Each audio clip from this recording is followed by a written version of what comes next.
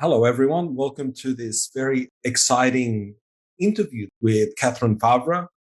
I'm Abdul Saad, a clinical psychologist and transformational coach from Vital Mind Psychology here in Australia. And today we're doing something quite different and exciting. I'm interviewing Katherine Fauvre from katherinefauvre.com, who is a world authority on the Enneagram system, a personality system. Katherine studied the Enneagram since 1985 and has the unique distinction of being the only Enneagram teacher to be triple certified in the system with the original teachers, Helen Palmer, David Daniels, Don Risso, Russ Hudson, and Kathleen Hurley and Ted Dobson. Katherine has made original and groundbreaking contributions to our collective knowledge of the Enneagram through a series of studies on the internal experience of the Enneagram types beginning in 1994. And she's examined various facets of the system, including the Enneagram type and language or lexicon usage, the instincts, self-preserving, social, and intimate, the subtypes, and her original contribution of the Tritype Enneagram subtypes. Katherine's undertaken 23 research studies on the internal experiences of the types and has conducted tens of thousands of coaching sessions and in-depth inquiry qualitative interviews.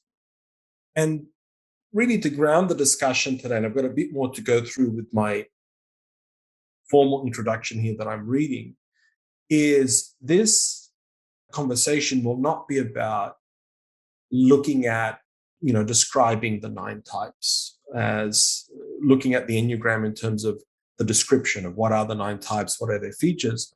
Rather, I think what's more important to do here, and what I feel has been neglected within the field, is the understanding of the history of the Enneagram and its original purpose, which, as I understand it, and Katherine will, I guess, shed more light on this, as fundamentally a psycho-spiritual system, which has the purpose of integrating you could say, the horizontal axis of reality, the sort of our terrestrial realm, with a more vertical axis or celestial realm. And another way to say that it's a system of knowledge which is seeking to help us distinguish our personality or our defense strategy, you could say our ego structure, from our true self or our essence or essential self. So that's really going to be the broader context that's going to frame the discussion. So that about sums up, what we're doing and what we're discussing. Katherine, is there anything you want to add just initially by way of introduction?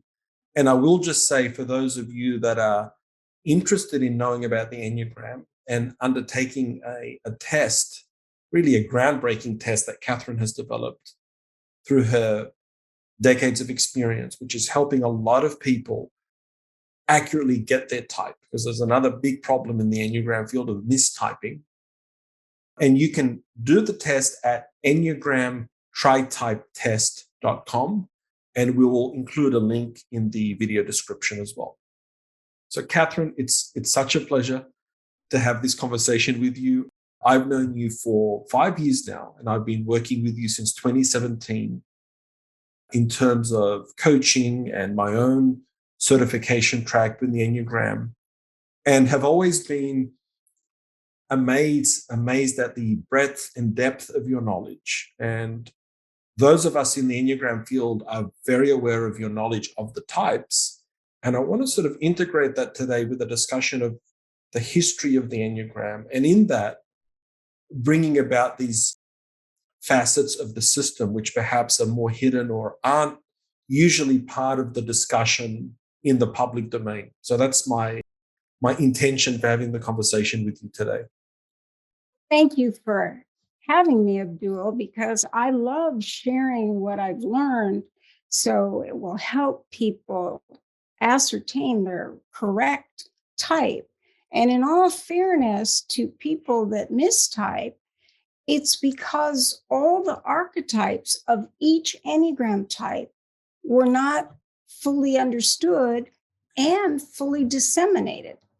I had the good fortune of studying with amazing teachers, those that you listed, where I did the full certification program.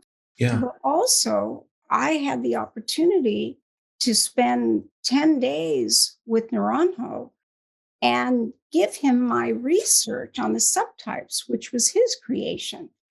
Yeah. And he validated my research at that time because he said that I validated his hypothesis that he made in 1971. But he said that he wasn't at a point where he'd fully recognized all the different archetypes within the subtypes, and that a lot of that came out in my research. So Yeah. he decided to teach us the subtypes, where he had no intention of doing that, because he got that information and it inspired him. Of course, I was very pleased because I didn't want any more misinformation to go out.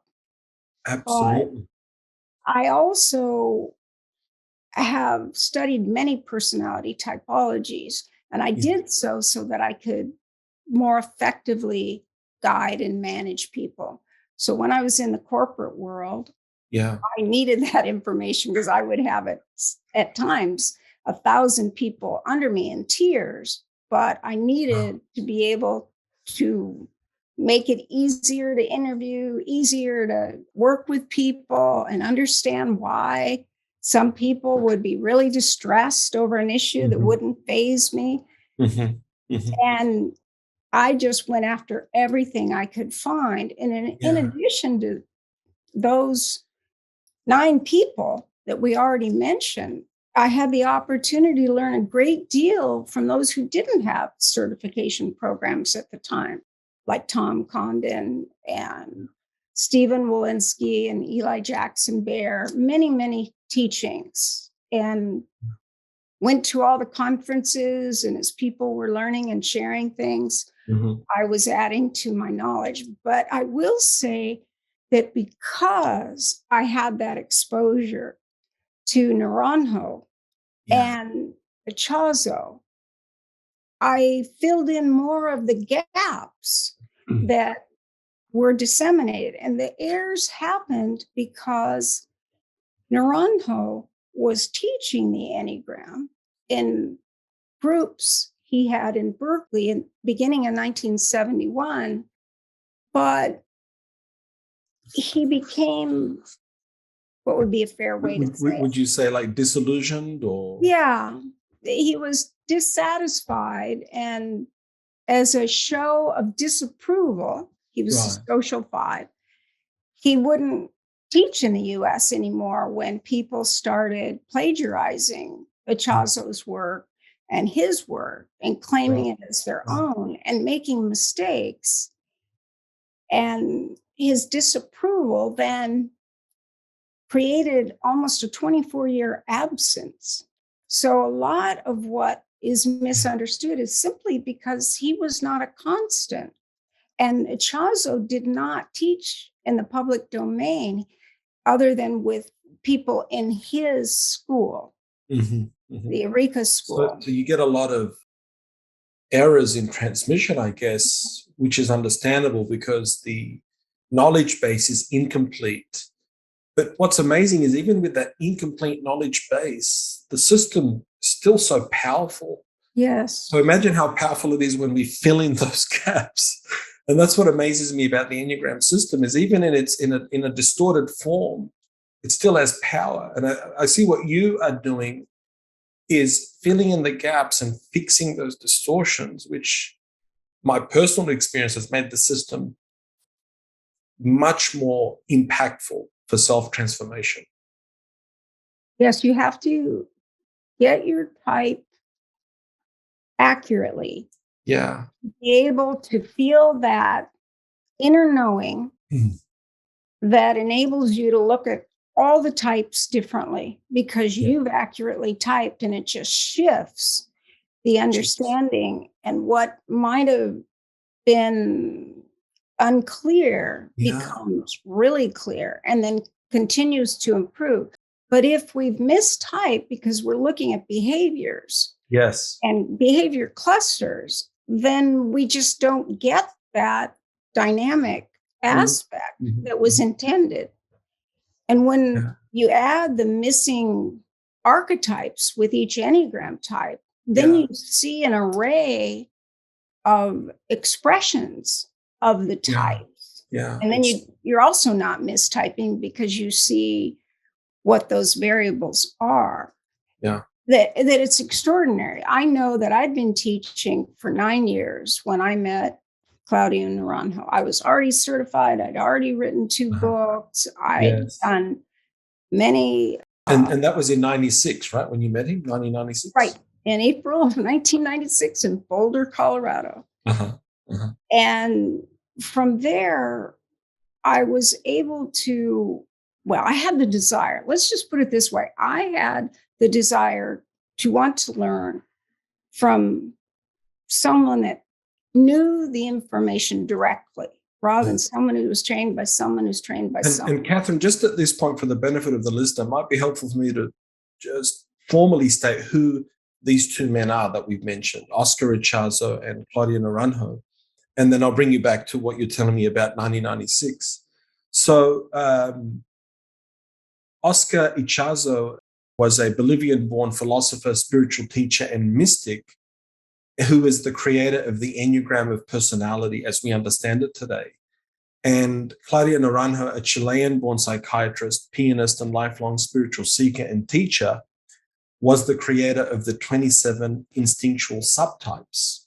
So that's the primary Enneagram type with one of the 3 instincts, self-preserving, social, or intimate.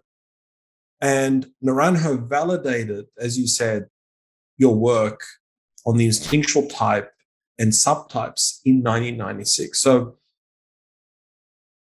my understanding is that Ichazo and Naranjo had the original knowledge or the source knowledge of the system. So let's say that is the sort of pristine knowledge base that's not distorted, not contaminated. Decades down the track, through your own training and experience and coaching and interviews, you are essentially arriving at the same conclusions or without knowing, validating their work. So when you met Naranjo in 96, had you had a sense of, oh, I want to tell him that I'm in agreement with him? Or did that become apparent during the training that, oh, what he's saying is what I've known? Yeah. Is that the authors of Enneagram Monthly wanted to have Naranjo validate or not my research because they needed to know and wanted to know, as avid Enneagram students and teachers, what was true and not true. Right. So they asked him to look at my research. I see. Okay. And he said he would. So by the way, I never would have asked. I don't even know that I would have given him my research. Right. To be honest, because would you have felt that was presumptuous? Or? Yeah, and grandiose, and eights already have trouble with that anyhow. But you also don't want to put yourself in a position where you could be rejected. But on the other hand, I may have told him or asked him to review it because I did ultimately say I don't want to continue any of the errors that. In transmission. Well, that's a great point, because what had happened in that intervening 2.5 decades? What had happened to the Enneagram? Where was it? Where was it at when he came back in 96 after his quarter-century absence? Well, there were many books written, and unfortunately, the seminal books that were written by people that had not studied with him or Ichazo. Right. So it was complicated. So they hadn't received the original teaching of the system. No. So what had they received then? What did they get? What did they base their work on? They learned from. Right. And there were people that we called, East and West of the Great Divide. And what that meant is that the people that learned about the Enneagram in Berkeley, Right. California, had the subtypes because Naranjo did teach there for 18 months. Mm-hmm. And those east of the Great Divide were one way or another taught the Enneagram via the Catholic pipeline through Robert Oakes. Right. And how that's important is that Robert Oakes was on sabbatical in 1971 and attended one of Naranjo's Seekers After Truth. Well, not classes or study groups.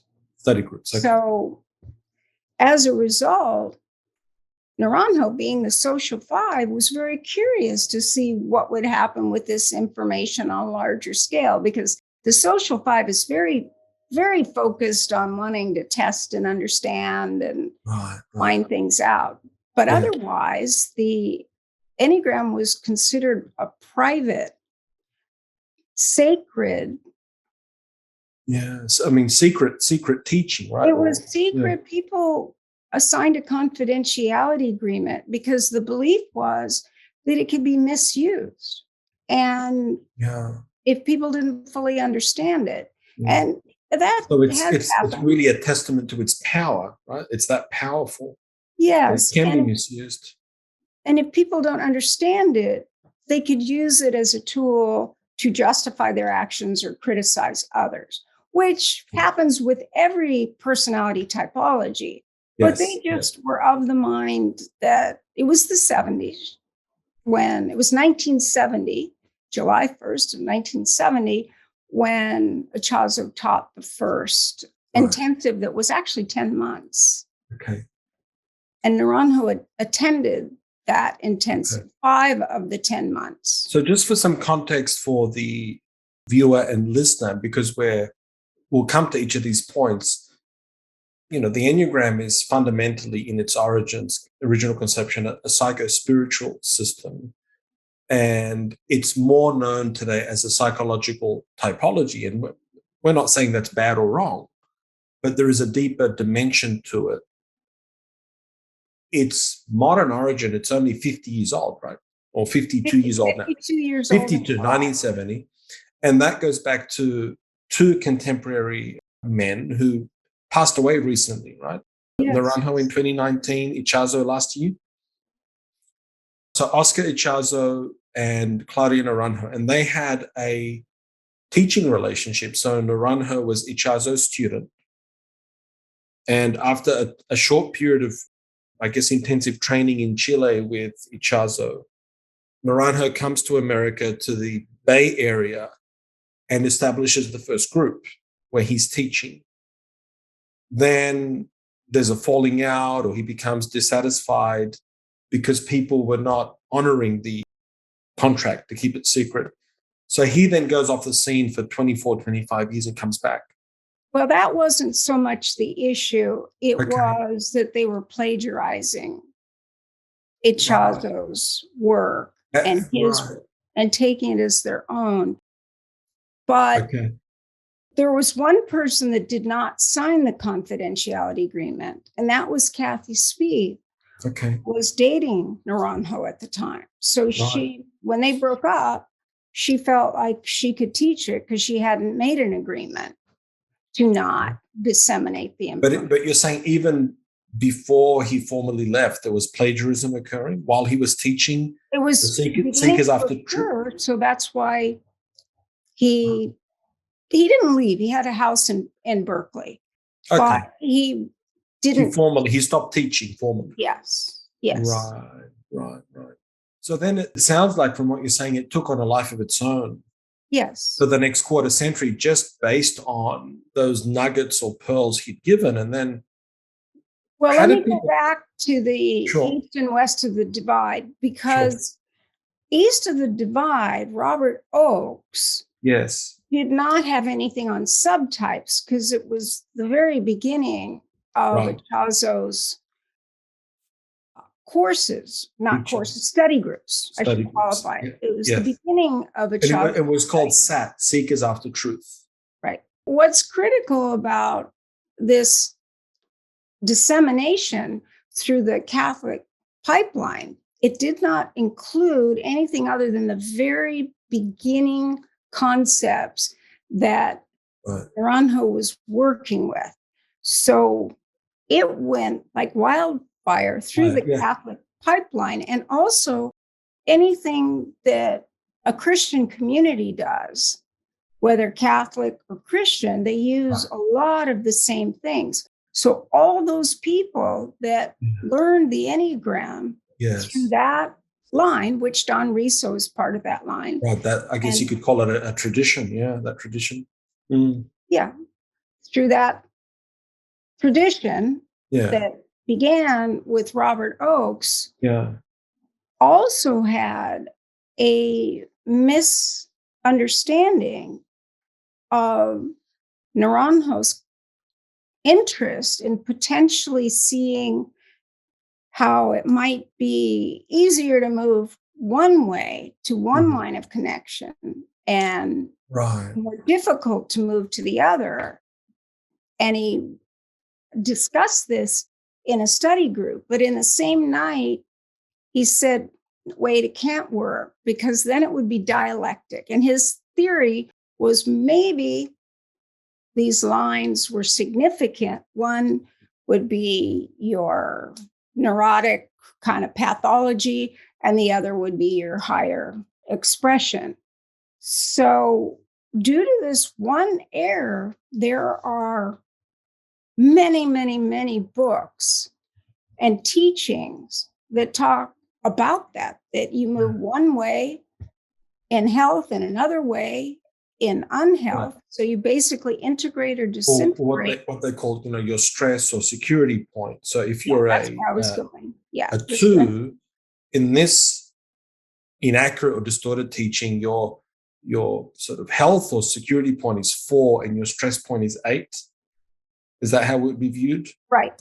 And And the you're problem saying with that it, that breaks the fundamental principle of the Enneagram is based on, which is a threefold system or the law of three or a trilectic system. well, the problem is that a lot of the books are written that you can recognize yourself by the way you are when you're disintegrated and the way you are integrated. So it Right. created a whole group of people. And Naranjo felt that it was really sad that these people were not typing Well, accurately. they're being misled. It led to people being misled. Well, not intentionally, but that No. they were Right. missing the opportunity to accurately identify their type and Yeah. be able to do the work. It was a wonderful concept. I used to teach it. What I started to say earlier is that I had taught for 9 years before I met Naranjo, but I wanted to know the gaps that Yes. I had found in the Enneagram because of the research studies I'd done. And they included people who knew the Enneagram, but I also included people who knew nothing about the Enneagram. They'd never want to know anything about the Enneagram and how it created kind of conflicts with some of what was taught. And integration, disintegration was one of those things. People would innocently talk about the high and the low side. And later, 3 types, not just one, but that now has become Tritype. But it was all the same research on the instinctual subtypes, all of it. But you can't really separate what you're finding. I mean, I did eventually and called it the Enneagram subtypes research, and then the evolution of Tritype, which began as 3 types. But people just didn't know as much about the Enneagram, so they weren't as rigid in their idea of what the structure should be. So it was easier to find out and be in the discovery process. And at first, I just thought, well, when people identify with the core fears and the idealized image of 3 types, well, maybe One type is a wing type, and Right. maybe one is a line that they would move to. But I've got to tell you, more than 60%, and in some periods when I was gathering this information, 75% of people, Yes. they would have a type they had no relationship to, no line, They couldn't get no to it from a wing. wing or, No. or line of connection. Yeah. So that's part of it. And the reason I encourage people to take advantage of what both Naranjo and Ichazo taught after the initial dissemination of the Yeah. Enneagram, because it weaves right back and matches what the research revealed. The research reveals, which then takes my mind to the point that, we're dealing with an archetypal system here. These are archetypes, meaning, as I understand it, they're independent of the human psyche. They're just like platonic forms, if you want. So that's why when you're interviewing people that have no knowledge of the Enneagram, innocently, they're revealing the type, whether it's a 4 or a 6 or an 8. It's an archetype. They haven't moved to the place of identification. Identification. And once the ego does that, it doesn't want to let go of it because it's claimed something significant. There. And then it becomes a part of the ego's identification. Yeah, there's a distortion. So do you see these as, if we just look at the 9 types, as archetypes or platonic forms, or they exist independent of human subjectivity? Well, there is an overarching archetype, but actually there are at least 7 to 9 archetypes in every single Enneagram type. Wow. But what happened is that was not known. So some types were only taught according to 1 or 2 archetypes. So people wouldn't recognize themselves.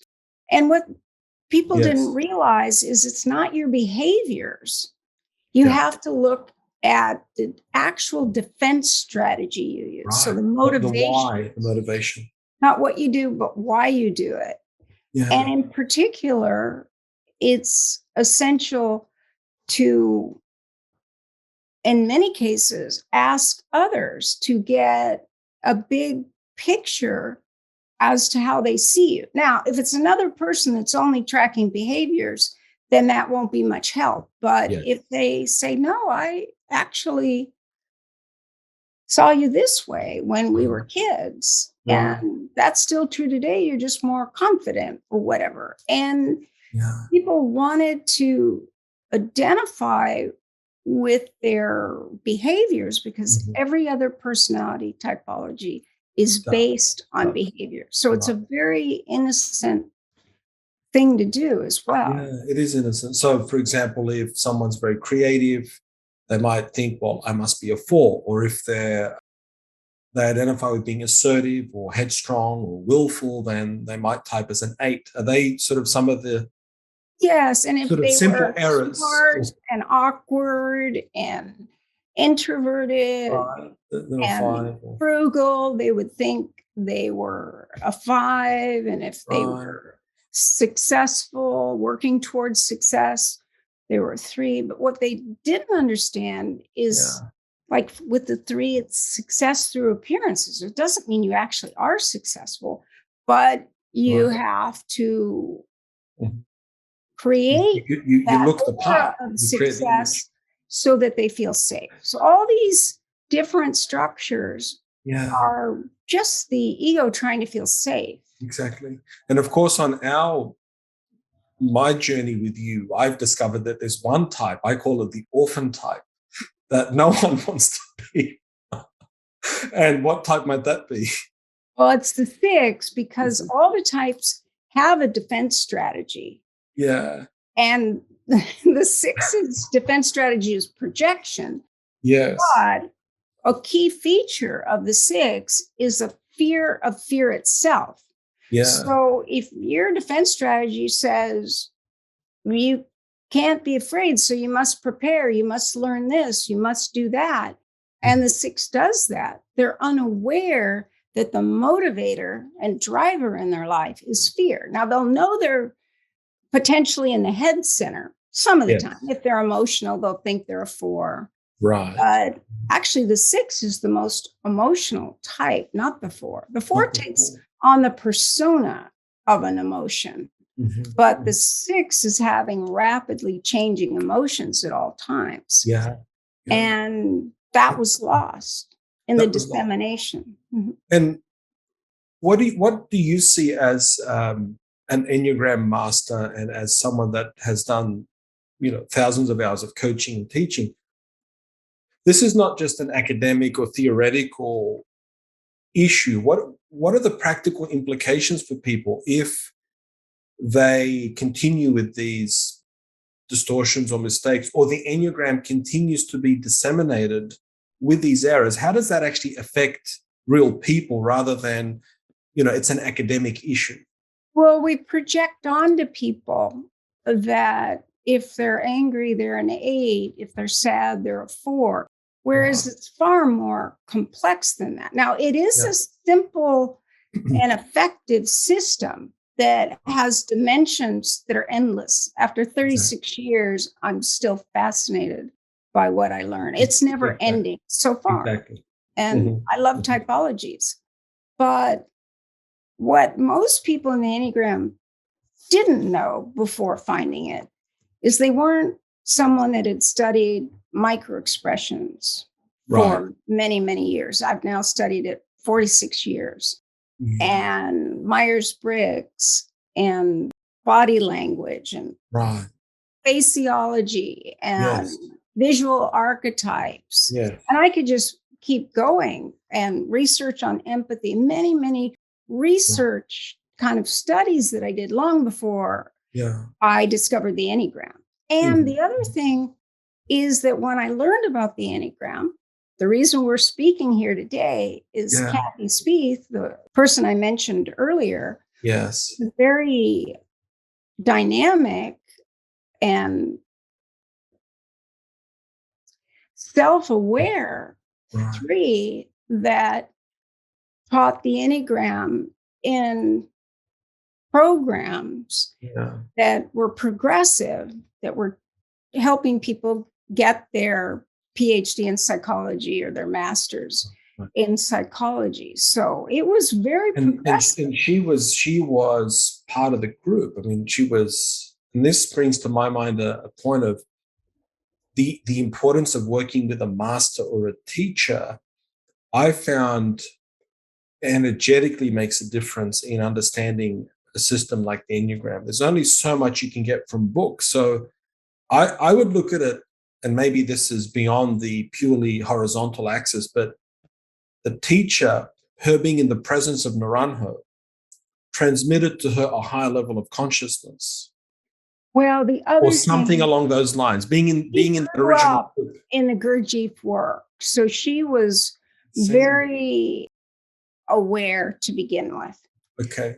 Okay. It's just that when she was teaching the Enneagram and Oh, ITP in okay. particular, that at the time was in Menlo Park, Mhm. California, Mhm. she knew that 18 months with Naranjo. Uh-huh. And she actually abandoned the Enneagram later when she realized she wouldn't have said this word, but what she did say is that she had mistyped someone in a therapeutic setting Okay. and realized she'd stopped listening to what the client was saying. Wow. And so she was so upset with herself, realizing she didn't know enough to accurately type someone, Wow. that she felt like it was problematic. And I have to agree that you have to type someone accurately. But more importantly, my Mm. question was I'd never stop listening. And I would encourage people and say, I know you Keep think an you're open this mind. type, but the issue seems to be anxiety and a fear of what can go wrong rather than envy and a Yeah. fear of being unseen. So people Yeah. who mistype as 4, mistype as 8. So I think the most important thing is that all of us just need to not stop listening. Exactly. To keep that open mind and not get into preconceived ideas and, I guess, a more rigid view. And like you say, with the type, to say, well, do you have the passion of the type? And that's a technical term in the Enneagram world, but that's, as I understand it, the emotional currency running the type, right? And if you say you're a 4, but then you say you don't experience envy or lack, then you're not really a 4, right? No, because it's the whole foundation of how the 4 manages feeling inadequate. Yeah, yeah, yeah. And And it's envy enables the 4 to either improve their work and right. compete, or if they're in a place of average to low functioning, they'll Yeah, be envious of another and make themselves not enough and the other person not enough. right. And that, So that they'll denigrate self and other. yes, because they Mm, have a defense strategy of interjection. They take in their idealized image and denigrated image of a person. right. And other At people the same don't time. know that. And so at times when the 4 is envious and critical, people Yeah, are like, whoa. But yeah, they're yeah. also 10 minutes later could remember their idealized image of the person. Right. So That that's would be different than confusing. 6. That can be confusing to a spouse or a friend or, a parent in that relationship. So, and we can come back to all of these points about. Do you want to say something about Oscar Ichazo? Now, you have lived experience because you attended seminars or workshops with him in the island of Maui in 2005. Do you want to maybe talk about that? Your understanding of Oscar Ichazo, and I think you've told me before in a conversation that you believe he had access to some great library of great works, and did But some. he shared that he inherited He inherited. his uncle's extensive library that included all the greats in terms of the spiritual perspectives. Okay. And he took all that information and then created the Enneagram of personality. Now, I don't want to confuse you, but the Yes. Enneagram in general is just the symbol itself. Just the symbol. Yeah. And the first person to really introduce it to the West Yeah. was Good. G. George, yeah, Gurdjieff. Uh-huh. Yeah. So Yeah. whereas they were enough years apart, and Ichazo being later, that I'm sure he was exposed to that work The of work of good G. Gurdjieff, but Gurdjieff did not add personality or the structures or what those Oh, lines of connection could produce in the way of the ego.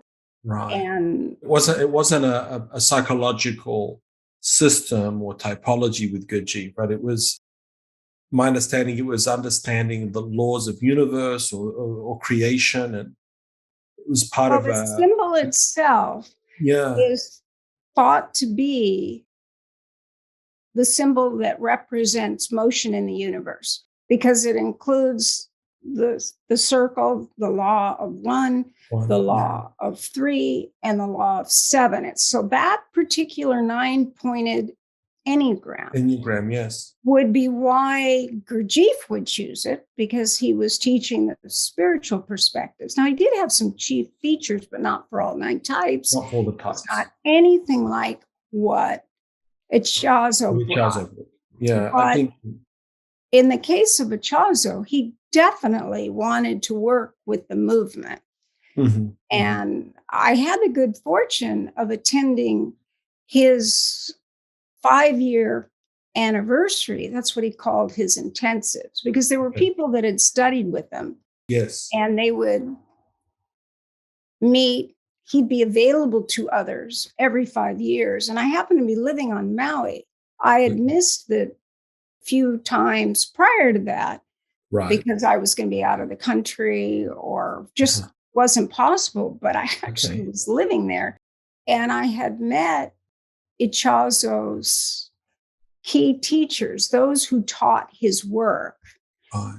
And one of them in particular got me into that course, which was wonderful. And I saw him teach. And I understood his approach, because when we see someone in real life, because there wasn't Zoom, there wasn't anything in between, and he hadn't written books for the general public other than a few things on his letters to the school. And was he teaching in English, Katherine, or Spanish? Yeah. Yes. English. He was teaching in English, and it was phenomenal. But what I discovered then is the people that were members of Eureka did not do any independent study of the Enneagram or what it meant. They were more focused on his guidance.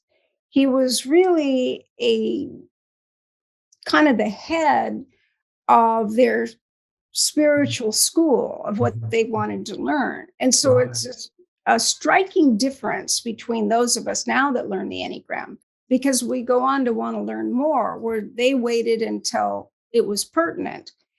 But there were some fives that knew things. But I can tell you, like, one blunder of mine, not realizing that actually David Fauvre and I were there, and everyone knew we were new, but everyone was new to us except those few people. So we didn't realize that we stood out like a sore thumb. But when Ichazo was, I would have felt it as a social if I was there. You probably would.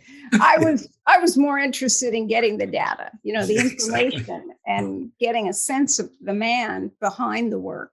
Right. But what I learned is that after Ichazo had taught a really meaningful process, looking at all the Enneagram types and how they operate, and he got maybe halfway through it and we had a break. And at the break, David said to me, well, what do you think he's going to say, or where is he going? I said, oh, well, he's going to say this about the 8, this about, and then I went through all the 9 types. And the people that were standing with us said, how could you possibly know what he's going to say? I said, oh, well, I could be wrong, but he's pointing out these important aspects of the type. So he's probably going to go here. And then after that, of course, he did go there. But that's only because I'd already figured out, worked with the Enneagram of process. And Naranjo had validated what I found with the Enneagram of process. So it was very familiar to me. And that was 9 years earlier. You know what's fascinating about, as I listen to this, Katherine, is that your journey of mastery of the system is atypical of most people's journey, because for most people, they begin as an apprentice with a live master in anything, whether it's a trade or a profession or a spiritual tradition. You have a live teacher. So you didn't have, that access early on to that teaching, but in a way you were so moved or passionate with the system that you did your own intensive research and in a way came round back to the masters. Yes. It was almost backwards. Yeah. Now I would have gone to them earlier if I could, especially Naranjo, because I knew that Ichazo was doing a whole school. But once I realized his intensives were open to anyone, I wanted to go. But having said that, it was more that because I'm naturally focused on patterns and pattern recognition, I'm going to see something earlier than the average person. It's actually a gift I have. It can be a disability too, because I can get too much data. But patterns are very, very easy for me. And remember, I had studied so many typologies prior to the Enneagram. So I could take what I learned from the Enneagram and place it, which is what Naranjo did as a psychiatrist that also was a psychotherapist and an analyst. He took what he'd learned and all the different approaches to working with people. And there was a period of time where Naranjo and Ichazo, we could say, discussed the types. And Naranjo filled in a lot of the details as a result of knowing all his systems prior. He filled that in with a lot of the psychodynamic knowledge he had, right? Of the object relations, like and Karen Horner's work and her research, and Eric Fromm, and I mean, I could just name many of them. So he took what he learned from Ichazo about each type and said, oh, that's like Karen Horner's aggressive type. And that's like Sheldon's body type. And so he put what he could from all the systems. Now, having said that, it's important to note that after a period of time, Ichazo no longer wanted to have psychological perspectives, and he took a lot of them out. And that's a point of distinction between ultimately what happened with Ichazo's work and Naranjo's. And there were positive things and not so positive. Do you know the reason for that? Why did Ichazo sort of want to, in a way, de-psychologize the Enneagram? He felt like it was not getting at spiritual perspective, that you can get lost in psychology.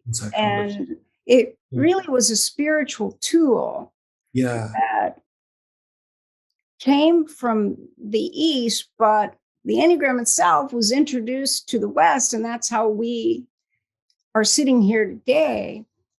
But he thought it got too far into areas that he didn't feel were pertinent for personal growth. And I can see some of that. I really can.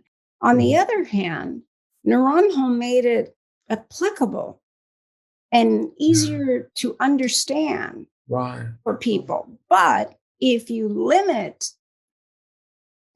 the types in terms of psychology, you can miss what's their actual defense strategy. Like when someone mistypes, they're talking about their identification. And so if I say, yes, your self-image has that identification, but I'm not seeing that defense strategy, I'm seeing this one. And then they come to be able to observe it. So it's a fantastic system because it's observable.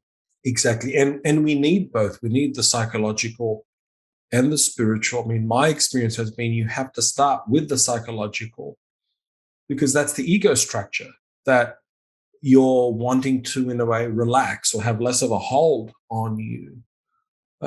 So I'd say you feel safer to go these psychological way.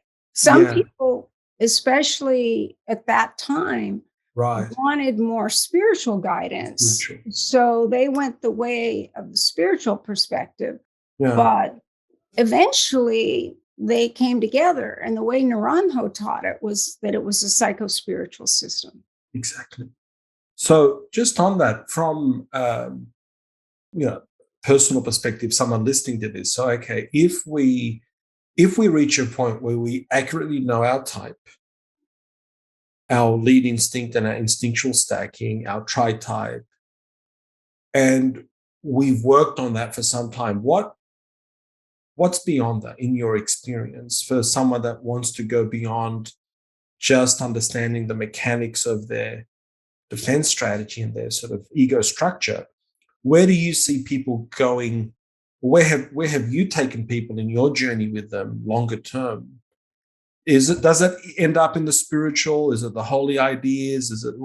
Where do people go with this? What's the trajectory that you see? Usually both. And even if I don't overly emphasize the holy ideas because they're more focused on the psychological perspective, I will still talk about it as their essential self. And what is so important is the holy ideas reveal the high side of these types. and Right. what we're trying to get to. And then the subtypes were so important that Naranjo added them because they were the kind of rudimentary, more primitive part of the personality. So what's key that a lot of people don't understand is that Naranjo just noticed that the ego type was kind of average, but that when people were really at the level of compulsive behavior or attitudes, that it was a whole nother layer. So he went back to Ichazo's description of the three centers, which Ichazo called instinctual triads. Yes. And by the way, I have to explain in here that the reason the words don't match is that Naranjo was honoring Ichazo's copyright. Ichazo called it a proto-analysis, working with the Enneagram, and it has a lot of facets to it. Yes. But Naranjo went with what was in the public domain. Right. And the Enneagram was in the public domain. Centers of intelligence was in the public domain. So he worked with more universal terms, but he was still teaching very advanced concepts. Yes. And he had worked in depth with people as clients and in his school, so that he also knew how it played out, because it was. And is this Ichazo or Naranjo? This is Ichazo. Naranjo. Oh, Naranjo, sorry. Yeah. Okay. So he knew the arc that people could follow in, as I'm sure you know.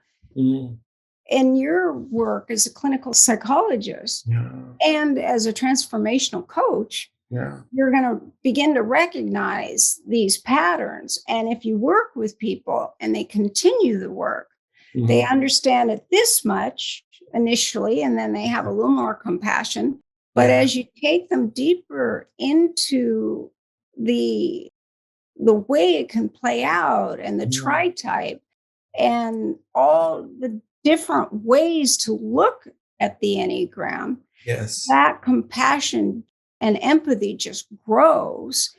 And people soften the chips on their shoulders, or their fixed beliefs, or emotional turmoil, and that's so self-limiting, and then the behaviors that are problematic. So you begin where the person is. Absolutely. And as long as they want to grow and change, the Enneagram has so many facets. I've correlated it with so many systems. So many gifts to give. I guess the point here is that it's not intended to be just a system where you end up having a lot of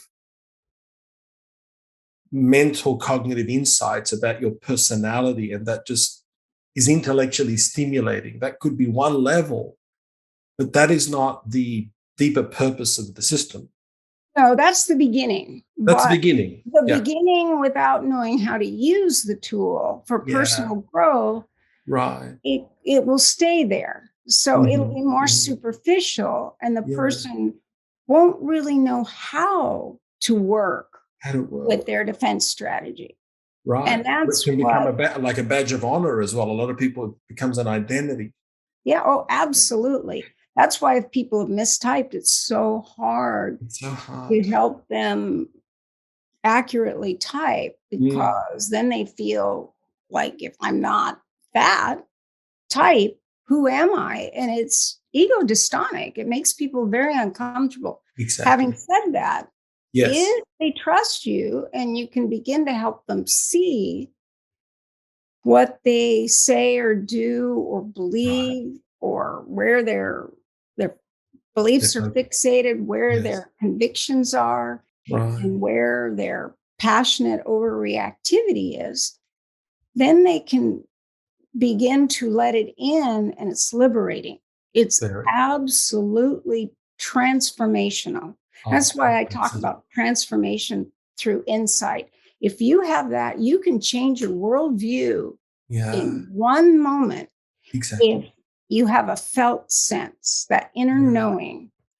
And then It's like a deck of cards that's thrown in the air. How are you going to organize them? By suit, by color, black and red? Are you going to put them by all the cards that are the same numerical value together? Yeah. But when we do that, we're taking our rigid, organized beliefs and seeing new things. Yeah, so that's why people fight taking against us.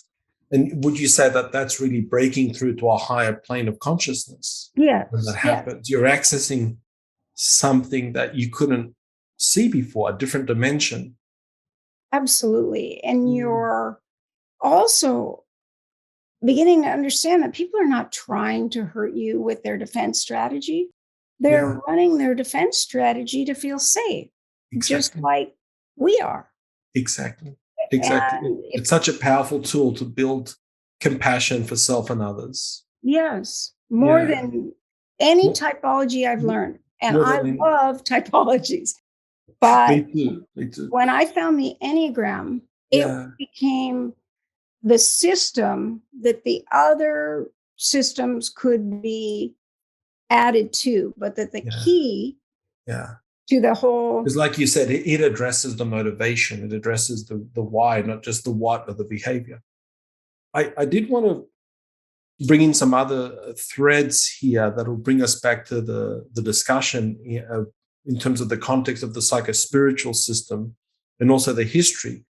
One is, I guess, a lot of different opinions on YouTube about what is the Enneagram. In certain quarters, it's psychological typology, or it's going to help you get along with your mother-in-law. Other people, it's occultic, it's bad, it's anti, whatever. There seems to be a lot of opinions about what the system is, a lot of disagreement. I mean, how would you put it? After studying it for 36 years, what do you see it as, essentially? It depends on how much the person is open and has learned. And if they've learned at this level and have formed a positive or negative opinion, they're going to continue to have that. But if someone learns at a deeper level and diverse understanding of the system, they won't say that. Because they've seen the way it can help them grow and change in a dynamic way. I mean, couples that are ready to break up, parent-child relationships that are polarized. Once they understand that the other person isn't trying to trigger the other person's defense strategy, it shifts the dynamic. And it forever shifts it when they get it. So if I'm working with a parent and a child that are in conflict and they begin to understand, oh, my daughter is just trying to feel safe this way, and I'm trying to feel safe that way, that it isn't meant to just upset me. It can change our worldview. It's been such a blessing for me with my two kids, knowing their types, because it's really helping us to parent them in a way that, like, if we didn't know, it gives you a level of insight that allows you to keep an open heart. Yes. Like knowing an open mind and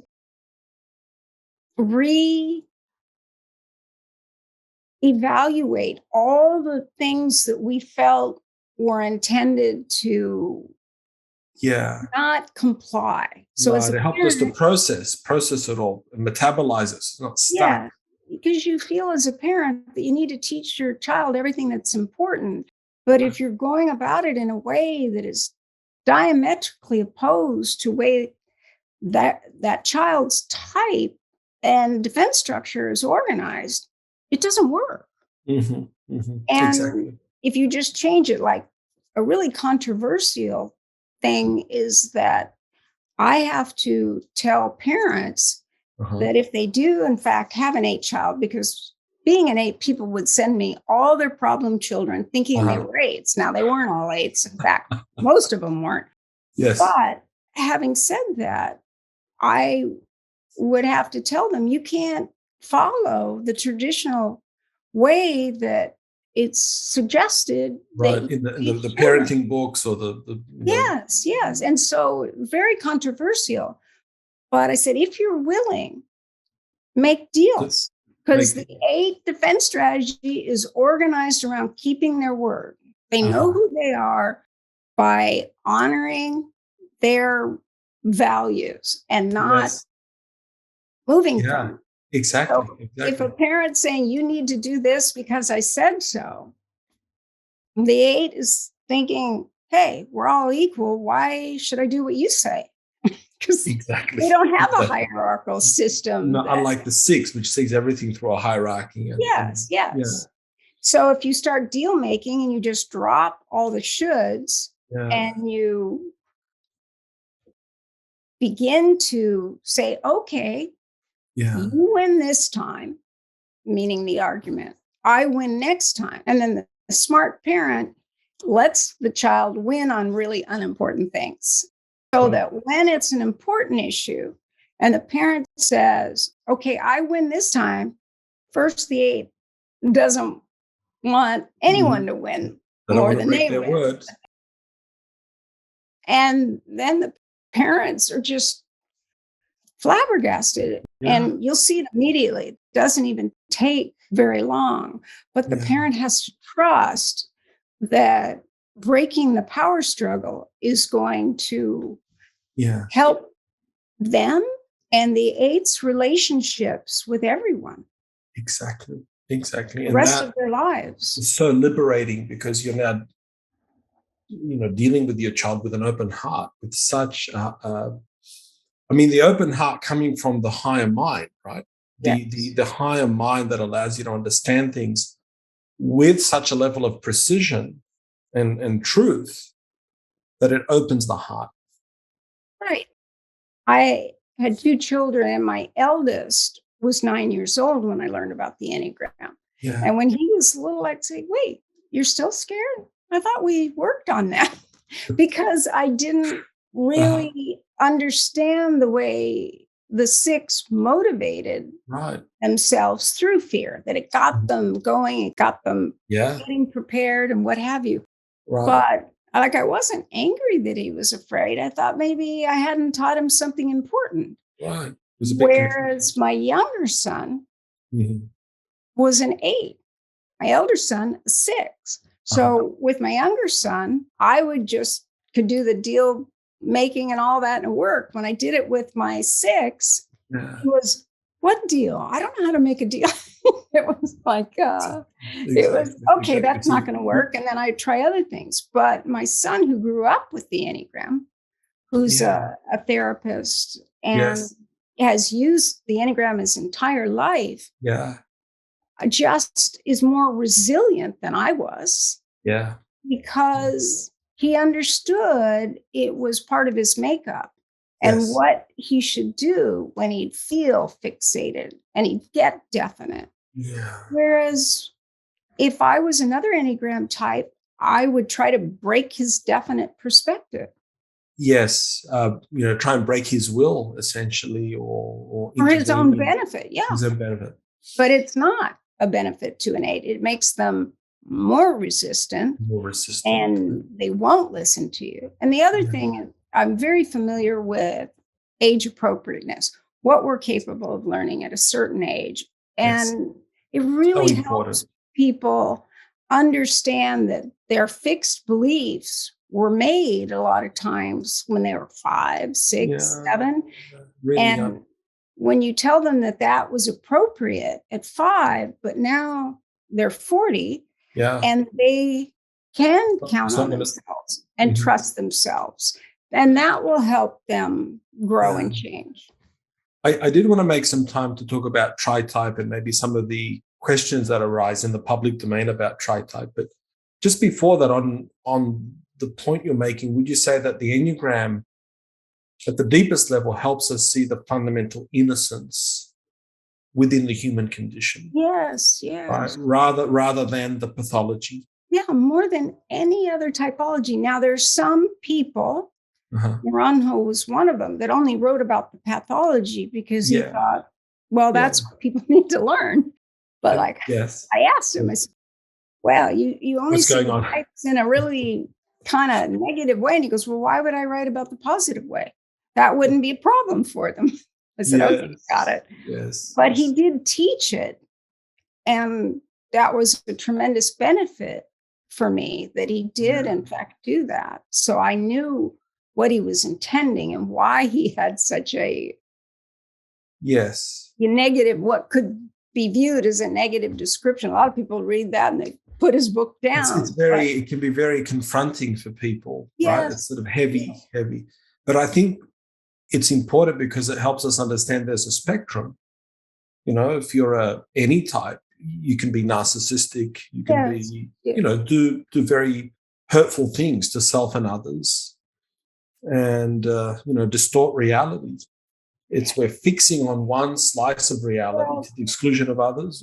It is distorted, but in all fairness, we're born with our type and our tritype and our instinctual stacking. So that's also how we're viewing what happened to us. Yes. So originally the Enneagram was taught that it was nurture and based on your experiences, you became your type. Yeah. But then with brain science and everything and the research and even just people being born and maturing, it was easy to see they were born with their type. If you really understood the types. And you've said you've been around long enough where you've seen babies grow to adults. It's like the type was very clear as infants. But that's because I knew micro expressions. I knew the lexicon used by the types. Yes. I knew the body language. All those things helped me. And I realized that until people learn that, it's much harder. I do totally respect that. Do you have a belief, Katherine, and if you're happy to share, about, and I do believe the type is innate. Does that essentially mean that it's imprinted on our soul, our spirit? There's something very deep about this. This isn't just some genetic mechanism. I wouldn't say our soul. Our soul, because in a universal way, the soul is not attached to the human condition. It's free of those distortions. Yes. Yeah. And depending on the viewpoint we have and what we learned growing up. Yes. But it really is imprinted on our life. And one question people ask is, when do we learn it? Well, if we aren't born with it in a traditional way, if it isn't biological, what might it be? Right. Well, we don't know where to begin counting. Do we begin at conception? Do we begin at what happens through pregnancy? In utero, But I can tell you for sure that little children start acting and talking like their type. Like if a child's cautious, they're born that way. If another child's going to go run and jump in the surf with 10-foot waves on a red flag day, exactly. They're not the same type. Yes. And it gives you an endless curiosity and fascination with the human condition. I did want to, is there anything you want to say at this point before we maybe touch on tritype briefly, and anything you want to say about tritype, and maybe by introduction? So tritype is your original contribution to the Enneagram. And you might want to distinguish that from Ichazo's trifix.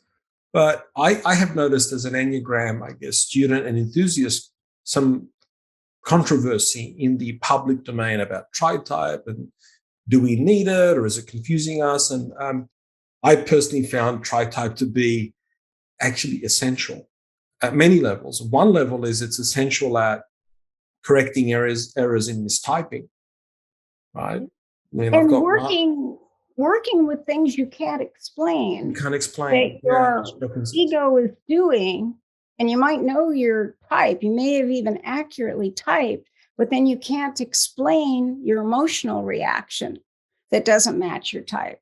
Or your mental distortions because it doesn't match your type, because you might be gut type 8, 9, or 1, Right. leading with your convictions. So people would hit a lot of closed doors, so to speak, of Yes. how to work with their type without it. Now, what's interesting is that it came out of that research that I did, that I began in 1994 after the first Enneagram conference, where I had the opportunity to see in person a lot of Enneagram teachers, and then people that love the Enneagram. There were 1,000 people at that conference. And I thought, oh, okay, now I have people to compare and contrast, because the Enneagram is a system of comparing and contrasting over and over again, rather than saying, this type is this. Is this, right? It's this way, but different from another type that has part of that issue. And you have to teach it that way. If you teach it as a series of behaviors, it's misleading, and it becomes very clunky and unsophisticated. It's not really, it loses its precision and its power to transform, right?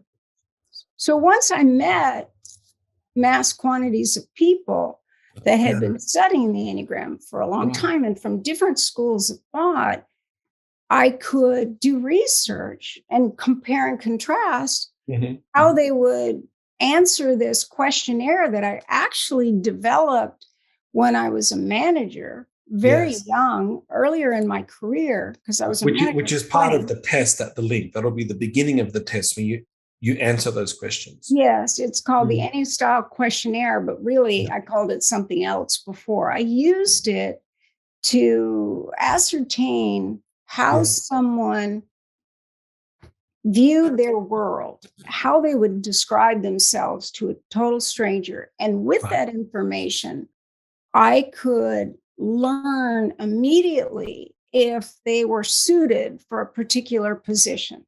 Now, you can always train people to become more knowledgeable, but if someone has a different structure than the job calls for, they could become dissatisfied and might not stay. Or if I knew going to all these stores and then eventually all over the country that there were predictable patterns and that I could lay out what the job was like, understanding how someone described themselves, the words they used. So my lexicon research began long before the Enneagram. So once I learned the Enneagram, I go, I know these clusters. Okay, so that's the one. Oh, and these other clusters. And for me, it was like a light bulb went on. But what I decided to do is take that same part of the training I had on how to understand the most about a person in the shortest amount of time. And ask what 5 words you would use to describe yourself to a total stranger. And then your greatest strength and why, and your greatest weakness and why. And then you start to know what matters to the person and how they're making their decisions.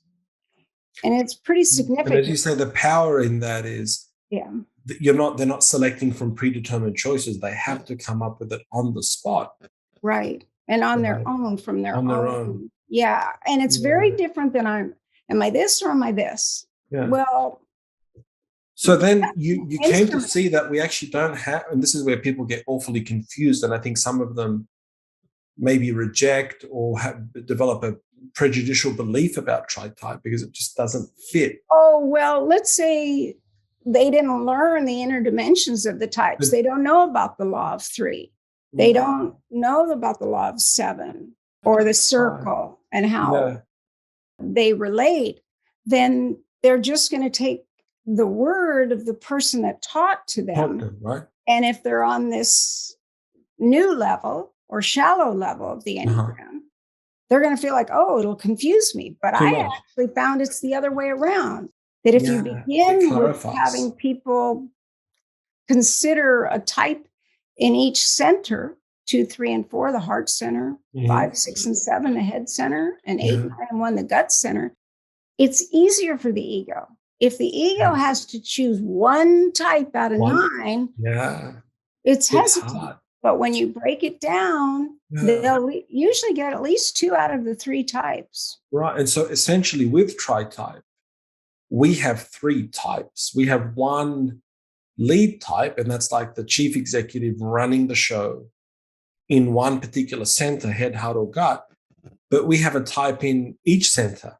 Yes. Right. Which was not understood initially in the Enneagram. Right. And was not taught by Ichazo or Naranjo. Right. But having said that, later, unknown to most people, he added trifix, which was a fixation, the mental preoccupation. And this is Ichazo added that, the trifix.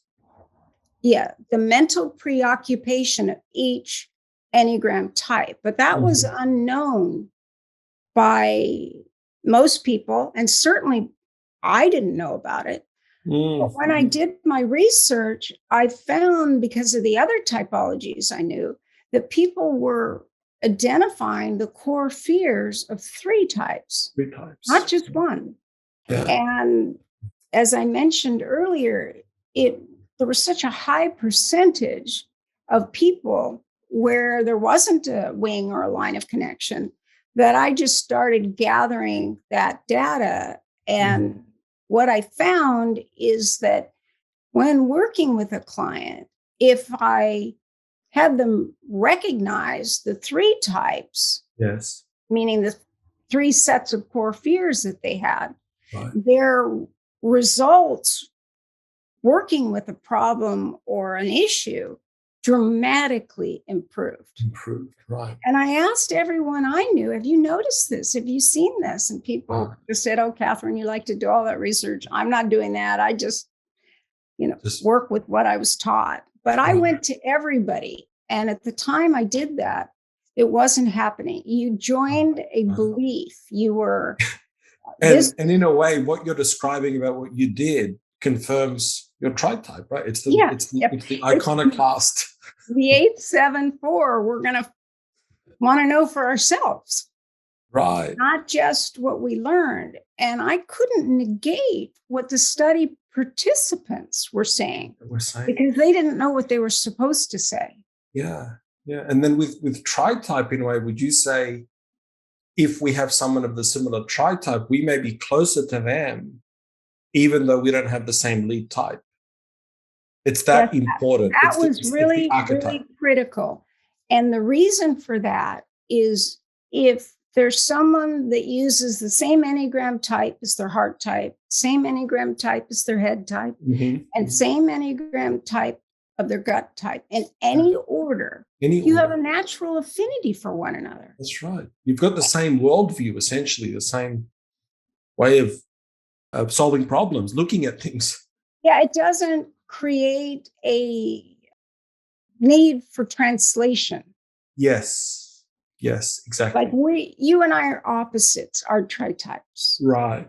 For you to get to my tritype is hard because your tritype is more regimented and wants to be thorough in a certain way. And my tritype wants to follow what's true in this moment. And so I'm going to be frustrating for people with your tritype, but where you're different is you've learned that.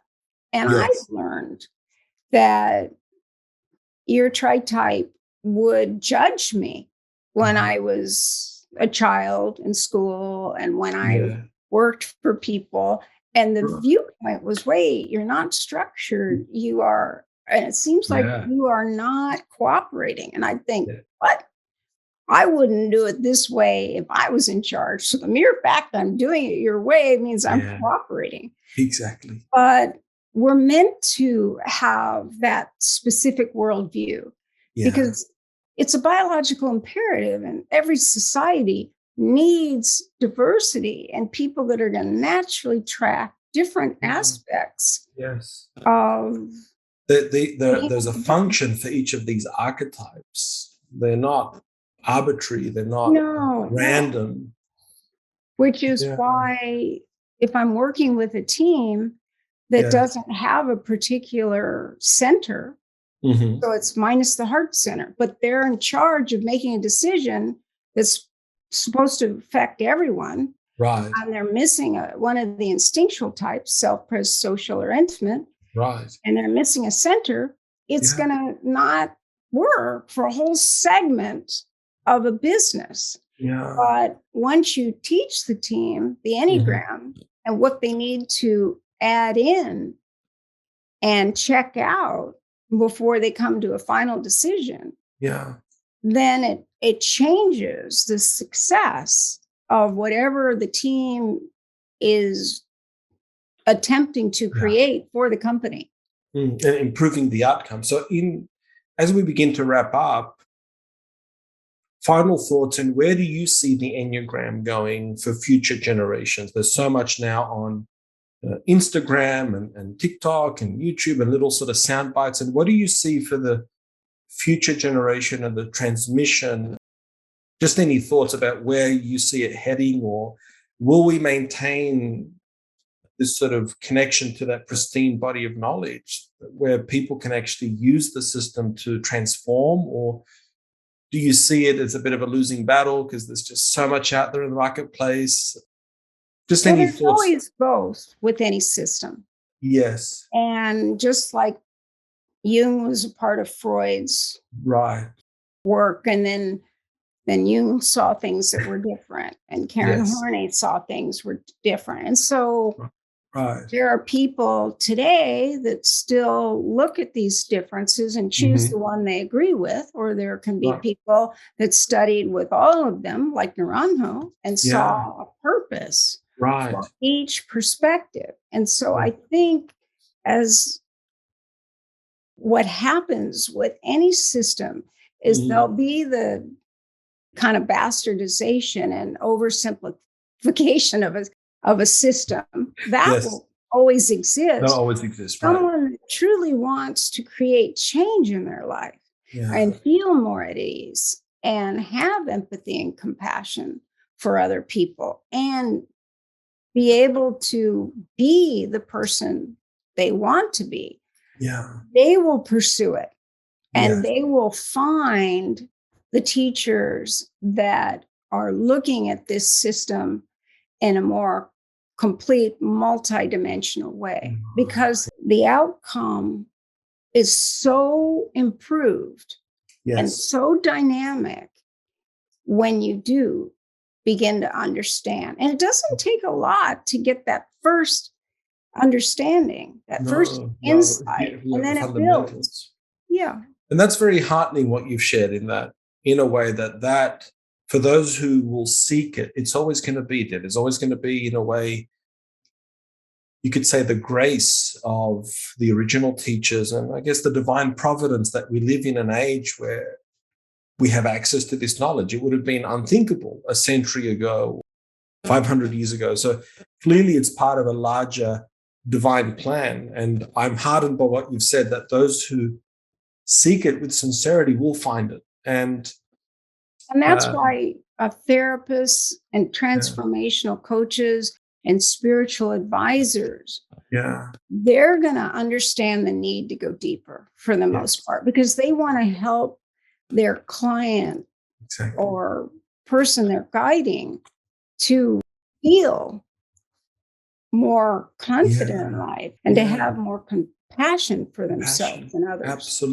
Absolutely. And, I can give my personal testament that this system and working with you as a master teacher who wasn't focused on the dogma or what you were taught, but just openly said, what am I seeing here with the people I'm working with? It's been an incredible journey. And it's been a blessing, because with my two kids that are young, they're growing up with this understanding. So I've got a cheeky little 7 and, I think 2, 7, 8, and a much more sort of serious social 6, 1, 4, 6 son. They're like night and day. So it's great fun understanding them and just having that curiosity and seeing them grow. It's life affirming in It many is. ways. It is. There are no bad Enneagram types. They're all equal. Oh, They're absolutely. all wonderful and they're all a mess. So it's just Yeah, a question of recognizing what will help you come from the higher side of your type and get you absolutely. out of rigid Yeah, beliefs and yeah, yeah. thoughts. Those rigid preconceptions and Yeah. Yeah. seeing things. I mean, understanding my parents' type, my siblings' type. It's just been so amazing, so transformational. It allows us Yeah, to depersonalize what feels so personal exactly, in exactly. a way Yeah, no other system has been yeah. able to do. I agree. Katherine, thank you so much. There'll be a link to your test. And once this is published, it will be on your YouTube and my YouTube channel as well, Vital Mind Psychology. And I encourage people to go to katherinefauvre.com, look at your articles, your courses. If people want to certify with you, that's something that you offer. And really, your certification is equivalent to an undergraduate degree in the Enneagram. There's a lot of content there. So thank you so much for all that you do, Katherine. Oh, thank you so much. And thank you for wanting to do this interview because Thank it's you. good to get the information out there. It's been my pleasure. Thank you so much. All right. Bye Okay. bye. Bye-bye. Bye for now. Bye.